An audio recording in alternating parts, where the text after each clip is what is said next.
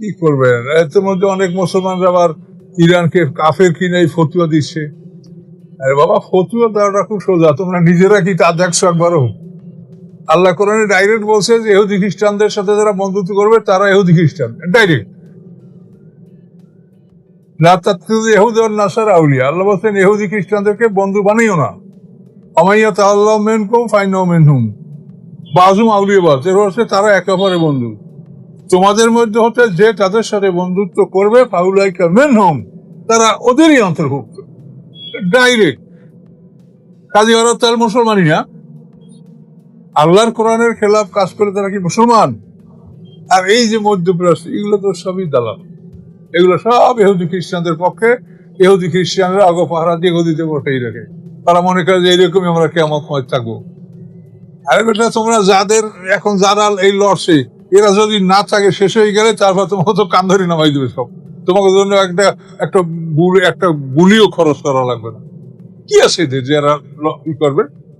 এই ইহুদি খ্রিস্টানরা তো একটা বিরাট প্ল্যান নিয়ে পৃথিবীতে অগ্রসর হচ্ছে।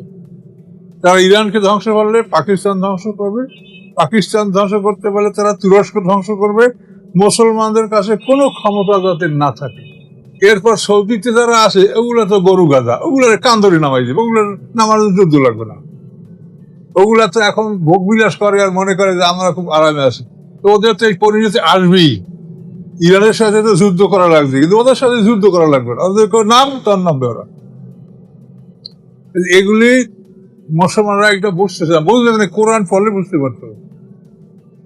কাজে তাদের এই প্ল্যানটা বাস্তবায়িত হবে কিনা সেটা আমরা জানি, নাও হতে পারে, কিন্তু তাদের প্ল্যান এটা। আর কারণ আল্লাহ যে মুসলমানদেরকে সাহায্য করেন এর প্রমাণ দেখেন।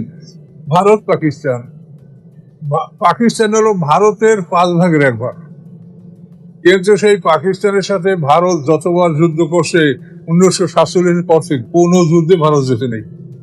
শুধু 71 যুদ্ধে এই পূর্ব পাকিস্তানের আর্মিরা বিদ্রোহ করেছে, এই সুযোগে তারা একটা বিজয় পাইছে, আর সেইটা নরেন্দ্র মোদী বিজয় উদযাপন করে।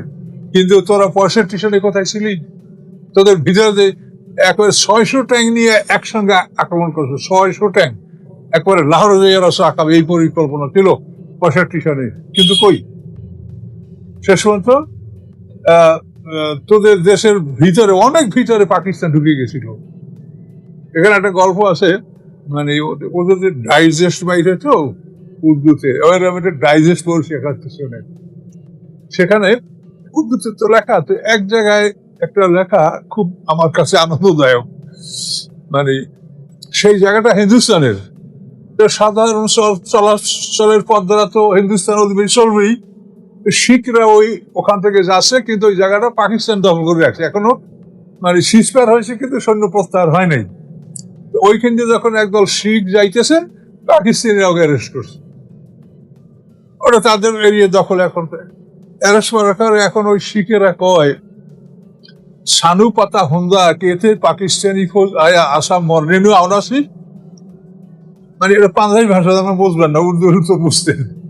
এখানে সানু মানে আমরা, সানু পাতা হুন্দা, আমাদের যদি এটা জানা থাকতো, এতে মানে এই জায়গায়, এতে পাকিস্তানি ফৌজ আয়া, এখানে পাকিস্তানি সৈন্য এসে আসাম মর্নেনু আওনাসি, তাহলে আমরা এখানে মরতে আসতাম। এই লেখাটা আমি পড়ি, আমিও বলি নেই। পাঞ্জাবিদের কাছে দিকে আমার তো উর্দু ভাষায় আমি বক্তৃতা করলে আমার কেউ বাঙালি মনে করতো না, তার মনে করতো যে এই লোক বাঙালি না।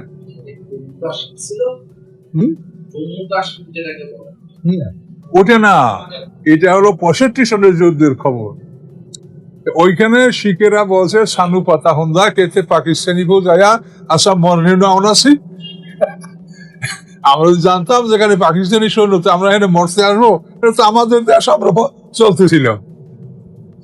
তাহলে দেখেন, কোন যুদ্ধে কিন্তু তারা পাকিস্তান ছোট্ট রাষ্ট্র, তাদের সুবিধা করতো। এবারও কিন্তু তারা 100 বিমান নিয়ে পাকিস্তানকে আক্রমণ করছে, কিন্তু পাকিস্তানের সীমা রেখা তারা ঢুকতেই পারে নাই, তাদের বিমান ফেলাই দিয়েছে 8-10টা পাকিস্তান।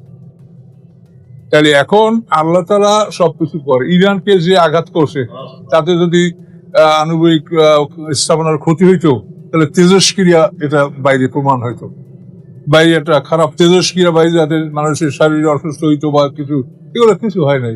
ওই যে আমরা মালামাল আগেই সরাই নিছি, আমরা জানি যে আমেরিকা আমরা করতে পারি, খালি বাংকারে হামলা করছে, তাতে কতখানি কি কিছু হোক না হয় না হয়েছে। কিন্তু এখন তো দেখলাম যে ট্রাম্প সিজফায়ার করতে বলছি, ইসরায়েলকে বসে বন্ধ করো। তার কারণ এইটা নিয়ে যদি ট্রাম্প একটা বিশ্বযুদ্ধ শুরু করে, এই যুদ্ধে সমস্ত দায়ী ট্রাম্পের উপর আসবে এবং বিশ্বের সবাই ওকে চাপ দেবে। এই জন্য ও এখনকার যুদ্ধ বন্ধ করো। ইরান বলছে যে যদি ইসরায়েল বন্ধ করে তো আমরা বন্ধ করবো। তাহলে এখন দেখেন আল্লাহ যে মুসলমানদেরকে সাহায্য করে, এটা কিন্তু আল্লাহর কথাটা সত্য, কিন্তু মুসলমান হইতে হবে। আর এই যে মধ্যপ্রাচ্য, এগুলো তো সবই দালাল, এগুলো সব ইহুদি খ্রিস্টানদের পক্ষে। ইহুদি খ্রিস্টানরা আগে পাহারা দিয়ে গদিতে বসেই রাখে, তারা মনে করে যে এইরকমই আমরা কিয়ামত ময় থাকবো। আরে বেটা, তোমরা যাদের এখন যারা এই লড়ছে, এরা যদি না থাকে শেষ হয়ে গেলে তারপর তোমাকে তো কান ধরে নামাই দেবে সব। তোমাকে জন্য একটা গুলিও খরচ করা লাগবে।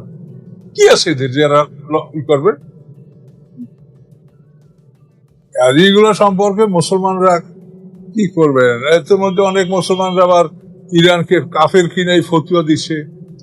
আরে বাবা, ফতুয়া দেওয়াটা খুব সোজা, তোমরা নিজেরা কি তা দেখছো একবারও? আল্লাহ কোরআনে ডাইরেক্ট বলছে যে ইহুদি খ্রিস্টানদের সাথে যারা বন্ধুত্ব করবে তারা ইহুদি খ্রিস্টান, ডাইরেক্ট। আল্লাহ বলছেন ইহুদি খ্রিস্টানদেরকে বন্ধু বানিও না। বাজুম আউলিয়া বাজ, তারা একে অপরের বন্ধু। তোমাদের মধ্যে হচ্ছে যে তাদের সাথে বন্ধুত্ব করবে ফাউলাইকা মিনহুম, তারা ওদেরই অন্তর্ভুক্ত, ডাইরেক্ট। কাজী ওরা তার মুসলমানই না, আল্লাহর কোরআনের খেলাফ কাজ করে তারা কি মুসলমান? কাজী এরা যতই পাগড়ি বাঁধুক, এরা মুসলমানই না। আর তোমরা তাদের সমর্থন করছো, ইরানকে বলছো কাফের। ইরানের ত্রুটি আছে, ইরানের সাথে আমরা একমত না, সেটা ধর্মীয় মতবাদ, ধর্মীয় পার্থক্য তাদের সাথে আমাদের আছে, কিন্তু তারপর যে কাজটা ভালো কাজ করে সেটা তো ভালো বলবো।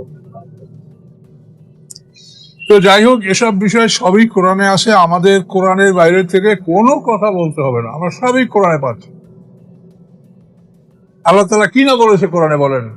আল্লাহ বলছেন ওয়ানফুকু সাবিলিল্লাহ ওয়ালা তুলকু বিআইদিকুম ইলা তাহলুকা, সূরা বাকারার 195 আয়াত, আর ওটা হলো 150 নম্বর আয়াত, মায়ের আগে যেটা বললাম। আল্লাহ বলছেন তোমরা আল্লাহর পথে সম্পদ ব্যয় করো, নিজেদেরকে ধ্বংসের মধ্যে ঢেলে দিও না। আল্লাহর পথে অর্থাৎ জিহাদে, যুদ্ধে সম্পদ ব্যয় করো, নিজেদেরকে ধ্বংসের মধ্যে ঢেলে দিও না। তাহলে এখন যদি জিহাদের জন্য উদ্দেশ্য যদি সম্পদ ব্যয় না করে, তাহলে তো ধ্বংসই হবে। আল্লাহ অন্য আয়াতে সূরা আনফালের 60 নম্বর আয়াতে আল্লাহ বলছেন যে ওয়াইদু লাহুম মাসতাতাউ মিন কুওয়া, তোমাদের সাধ্য অনুযায়ী তোমরা শক্তি সংগ্রহ করো। হ্যাঁ, রেবাতুল খাইল, ঘোড়া বেঁধে রাখো। তুরহিউনা বিআদুল্লাহি আদুওয়াকুম, এগুলি দ্বারা তোমরা আল্লাহর দুশমন তোমাদের দুশমনদেরকে ভয় দেখাবে। ওয়াকারিনা, এবং অন্য দলও আছে এদের পিছনে, লা তা'লামুনহুম, আল্লাহ তোমরা তাকে জানো না, আল্লাহু ইয়ালামু, আল্লাহ তাদেরকে জানে।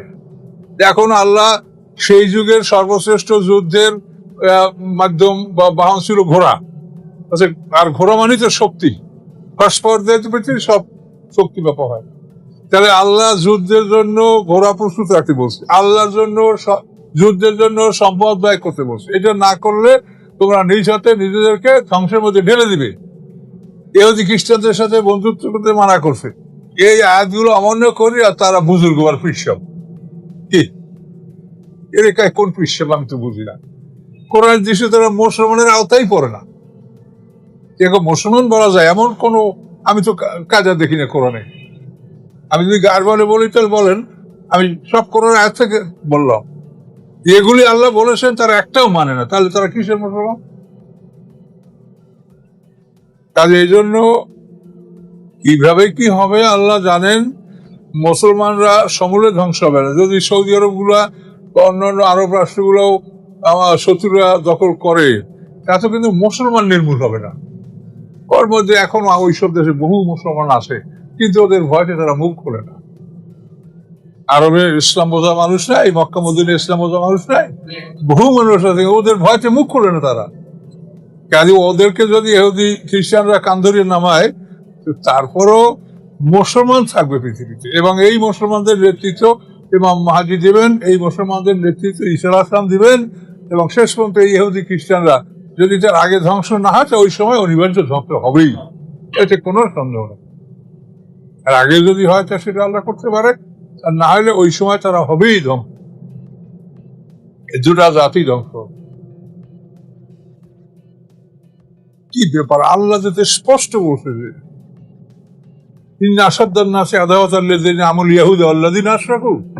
আল্লাহ বলছেন তোমাদের কঠিন দুশমন দুইটা জাত, ইহুদি এবং মুশরিক। এটা কোরআনে বলা আছে। তাদের সাথে তোমরা বন্ধুত্ব করো। এই মিশর ইহুদিদের জন্য এই যুদ্ধের সময় গোলা বারুদ ডেলিভারি দিয়েছে। ফ্রান্স থেকে গোলা বারুদ ভরা জাহাজ আসে, পর্তুগালে ভেটতে চাইছে, ভেটতে দেয় নাই, ভূমধ্য সাগরে পড়তো। এরপরে আলেকজান্দ্রিয়া মিশরের ভূমধ্য সাগরের এই আলেকজান্দ্রিয়ার নৌবন্দরে ইসরায়েলের গোলা বারুদ আনলোড করে ইসরায়েলকে দিয়েছে মিশর এই যুদ্ধের সময়। আর উপরে কি আমরা ইহুদির বুদ্ধি আছে, কি কত বড় মুনাফিক।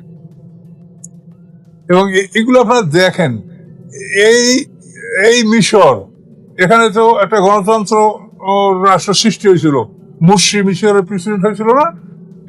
সৌদি আরবের মদদে মিশর এই লোকটাকে পতন ঘটাইয়ে আবার সেখানে রাজতন্ত্র ফিরে আসে। সৌদি আরবের মদদে এটা হয়েছে। কাজে এরা এই রাজতন্ত্রগুলো সব ওরা আপন ভাই না হয় খালাতো ভাই, ওরা সব একমত, কিন্তু এরা টিকবে না। তোমরা যতই চিন্তা করো তোমরা টিকবে না। তোমাদের এই আনন্দ উল্লাস, তোমাদের এই অপচয় অপব্যয়, দুনিয়ার মানুষের সম্পদ তোমরা দখল করে অপব্যয় করছো, তোমাদের এটা থাকবে না, ইহা থাকিবে না। ইহা থাকিবে না গল্প জানেন? এক রাজা ছিল, গল্প উচিত না, তার মানে আনন্দ দেখলে খালি হাসিই থাকতো, আর দুঃখ দেখলে খালি কাঁদতেই থাকতো। কোন কবিরাজ ডাক্তারে তাকে ভালো করতে পারে না।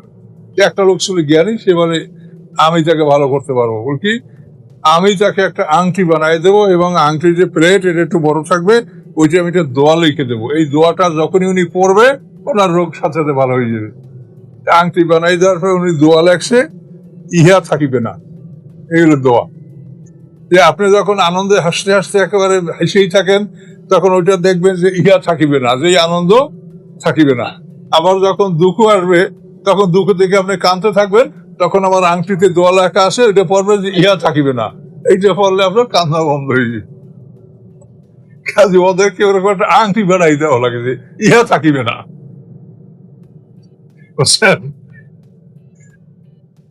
বেয়াদবের দল, ফতুয়া।